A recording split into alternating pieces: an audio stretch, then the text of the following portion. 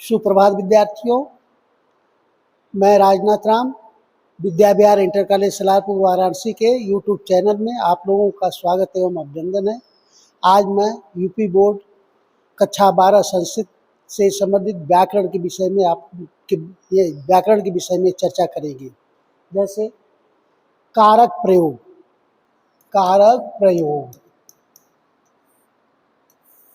ये कारक प्रयोग में विभक्ति, कारक और चिन्ह। जैसे विभक्ति यहाँ हो गई,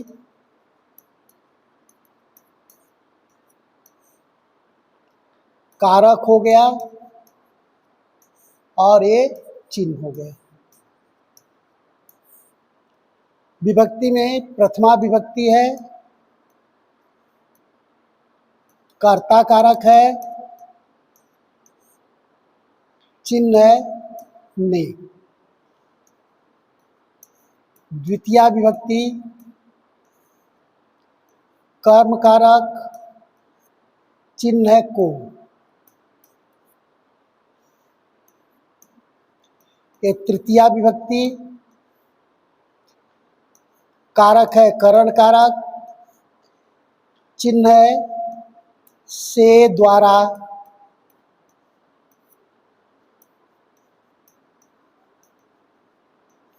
संबंध के अर्थ में। फिर इसके बाद है चतुर्थी। चतुर्थी का कारक है संप्रदान कारक, संप्रदान कारक। इसका चिन्ह है के लिए। इसके बाद है पंचमी विभक्ति अपादान कारक। कौन सा कारक है? अपादान कारक। इसका चिन्ह है से अलग होने के अर्थ में, अलग होने के अर्थ में। फिर इसके बाद है षष्ठी विभक्ति। कारक है संबंध कारक। इसका चिन्ह है का, की, के, रा, री, रे, ना, नी, ने। इसके बाद है सप्तमी विभक्ति अधिकरण कारक। कौन सा कारक? अधिकरण कारक। इसका चिन्ह है में, पर, पय। इसके बाद है संबोधन।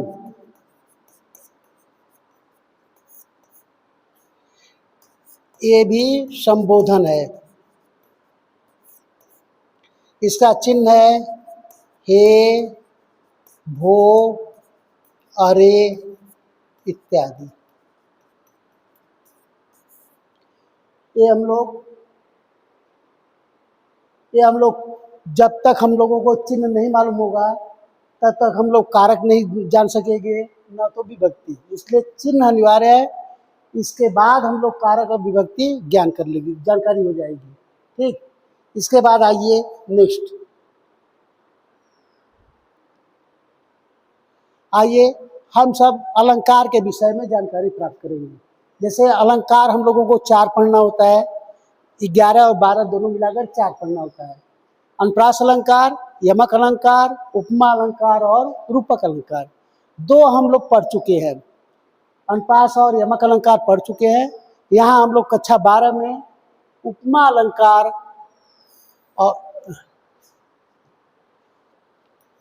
अलंकार और रूपक अलंकार के विषय में चर्चा करेंगे। जैसे परीक्षा में किसी एक अलंकार की परिभाषा और उदाहरण संस्कृत में लिखने के लिए आता है, तो इसकी परिभाषा है, उपमा अलंकार की परिभाषा प्रस्फुटम सुंदरम साम्यम उपमा। इसकी परिभाषा क्या है? प्रस्फुटम सुंदरम साम्यम उपमा। हिंदी में है उपमा और उपमेय में जहाँ प्रस्तुत या मनोहरता दिखलाई जाए वहाँ क्या होता है, उपमा अलंकार होता है। जैसे इसका उदाहरण, वागर्थाविव संपृक्त वागर्थ प्रतिपत्ते। पहली लाइन देखिए, वागर्थाविव संपृक्त वागर्थ प्रतिपत्ते। दूसरी लाइन, जगत पितरौ वंदे, जगत पितरौ वंदे पार्वती परमेश्वरौ। इसका उदाहरण फिर से देखिए, वागर्थाविव संपृक्त वागर्थ प्रतिपत्ते जगत पितरौ वंदे पार्वती परमेश्वरौ। फिर आइए दूसरा, रूपक अलंकार। रूपक अलंकार की परिभाषा है संस्कृत में, तद रूपकम भेदो, तद रूपकम भेदो य उपमानोपमेयो, तद रूपकम भेदो य उपमानोपमेयो।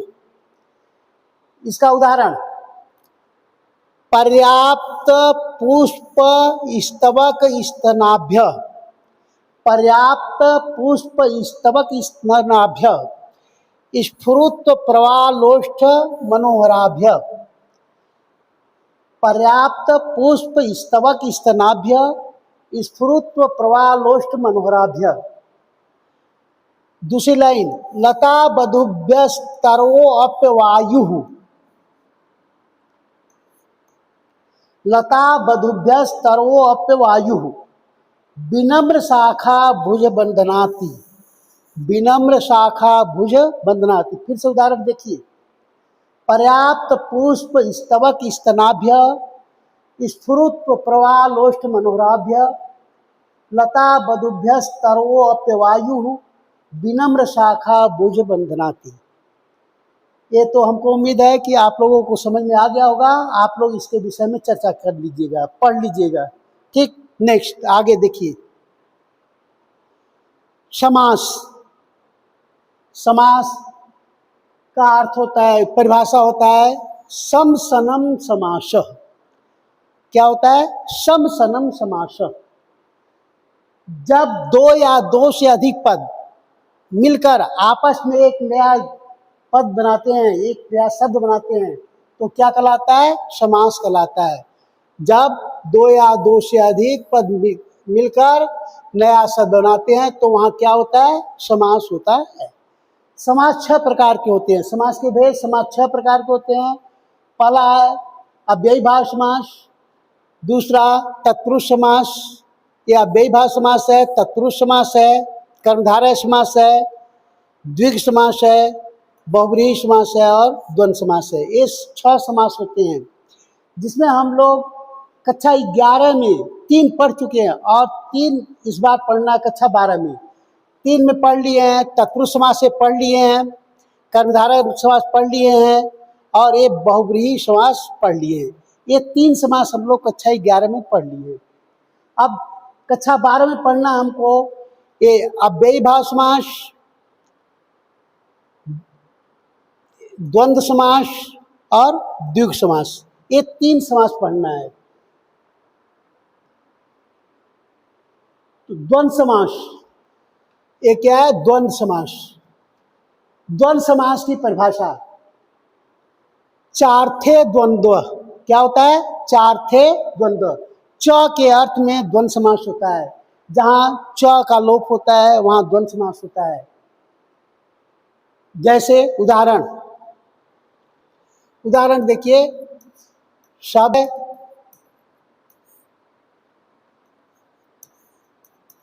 विग्रह है और ये समास का नाम है।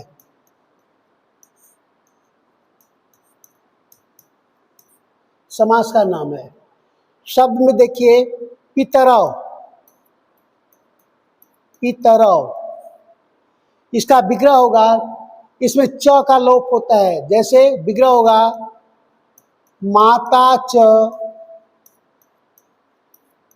पिता च, ये समास हो गया द्वंद्व समास।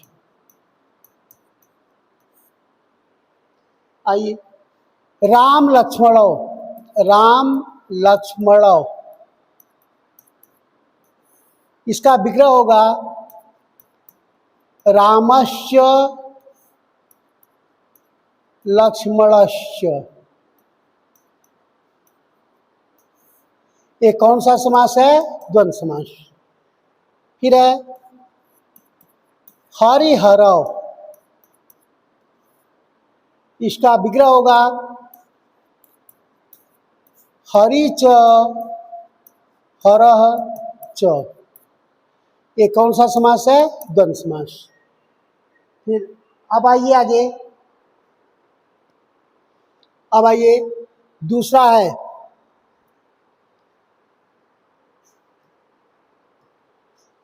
दूसरा अव्ययी भाव समास।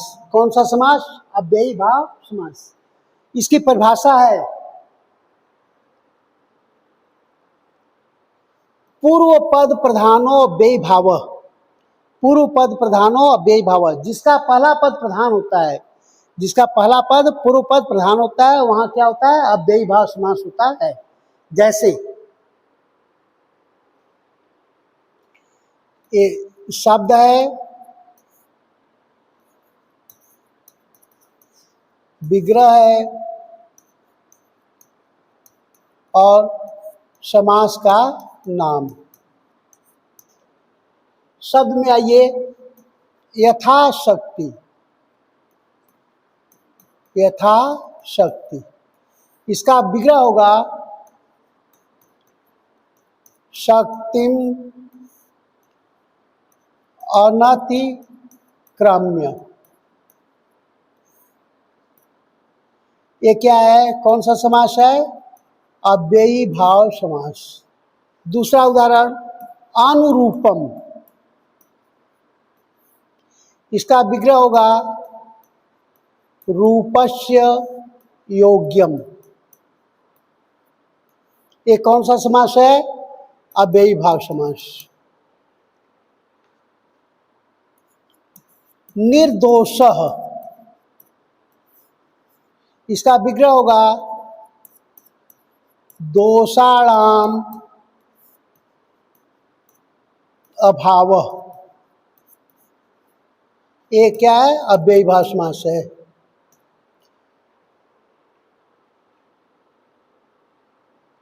और एक उदाहरण देख लिए उपतटम, इसका विग्रह होगा तटस्य समीपम। यह है अव्ययी भाव समास है। ठीक, अब आगे आइए नेक्स्ट, ये द्विगु समास। क्या पढ़ना है? द्विगु समास। इसकी परिभाषा है संख्या पूर्वो दिगु। क्या है? संख्या पूर्वो द्विगु। इसकी परिभाषा है संख्या पूर्वो द्विगु, जिस वाक्य के पहले संख्यावाची हो वहां क्या होता है? द्विगु समास होता है। जैसे उदाहरण देखिए,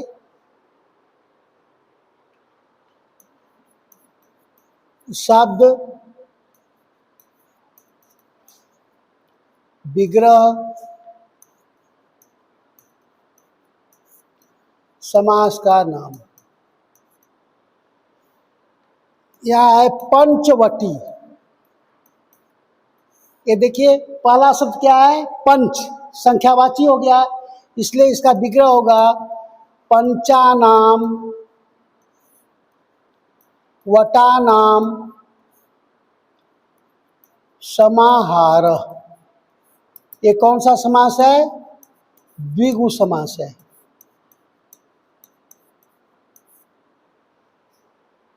दूसरा उदाहरण त्रिभुवनम, त्रिभुवनम, इसका विग्रह होगा त्रयाणाम भुवनानाम समाहार। ये भी कौन सा समास है? द्विगु समास। पंचगव्यम, गव्य माने क्या होता है? हवन सामग्री। ठीक है, तो यहाँ विग्रह होगा इसका पंचानाम गव्यानाम समाहारः। ये कौन सा है? द्विगु समास हो गया। अब हम समझ गए कि आप लोगों को ये समास के विषय में कुछ जानकारी हो गई होगी।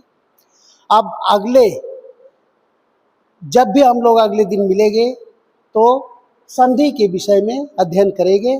धन्यवाद।